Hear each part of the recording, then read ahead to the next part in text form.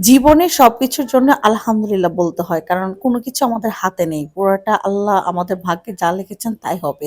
অনেক সময় অনেক বেশি মন খারাপ হয়ে যায় আমাদের। আর একটা জিনিস সবসময় মনে রাখবেন সেটা হলো কখনো কারো কষ্টে, দুঃখে, কারো খারাপ সিচুয়েশন এ হাসবেন না, সমালোচনা করবেন না। কারণ সময় ঘুরতে সময় লাগে না। আপনারও হতে পারে ওই সিচুয়েশনটা। যাই হোক আমি বৃষ্টির দিন ছিল। পরশুদিনের ব্লগ ছিল এটা আরকি। যখন কোচিং এ গেছি এত বৃষ্টি ছিল রিক্সাতে যাওয়ার সময় আমার পুরা শরীর ভিজে গিয়েছিল এবং আমার ছেলের পুরা শরীর ভিজে গিয়েছিল। হঠাৎ করে এভাবে বৃষ্টি আসবে আমরা আসলে বুঝতে পারিনি। বৃষ্টি হলো আল্লাহর রহমত। কিন্তু কিছু সময় আছে না আমাদের একদম অড সিচুয়েশন আমরা পড়ে যাই। তো রিক্সা পাচ্ছিলাম না, ছুটি হয়ে গিয়েছিল। তো আমার ছেলেকে নিয়ে রিক্সা নিতে আসছিলাম। তারপর আমার ছেলে বলল, "চলো মাম্মি আমরা একটু ট্রেস্টিতে ঢুকি।" তো আমি কফি অর্ডার করেছিলাম দেখতেই পাচ্ছেন আমার জন্য। আর আমার ছেলের জন্য একটা পিজ্জা অর্ডার করেছিলাম। এখন সে বলছে আমার খেতেই হবে পিজ্জা।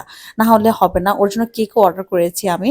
তারপর একটু কফিটা খেলাম। শরীর এত ঠান্ডা ছিল, একদম গরম হয়ে গেল। তারপর আমার ফ্রেন্ড চলে আসলো। আমরা মাহির জন্য একটা কেক অর্ডার করলাম।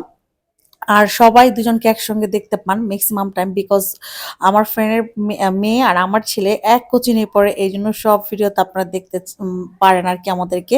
আর আমরা ফ্যামিলি একটা বর্নিং আছে আমাদের মধ্যে। যাই হোক ওরও কিন্তু একটা পেজ আছে, আপনারা চাইলে ভিজিট করে আসতে পারেন। আর এই তো আমার ছেলে কোক মোজো খাবে, তো আমরা খাবো না, দুই ফ্রেন্ড প্ল্যান করতেছে এখান থেকে আমরা একটু বাইরে যাব। আমরা আসলে একটু হোপে যাব, আমাদের একটু কাজ ছিল। তো আমরা ওয়েট করতেছিলাম। আমরা আসলে ওই দিন রাত্রে ৮টার দিকে বাসায় ব্যাক করেছি। এই তো আমাদের ছোট্ট একটা মিনি ব্লগ ছিল। আল্লাহ হাফেজ।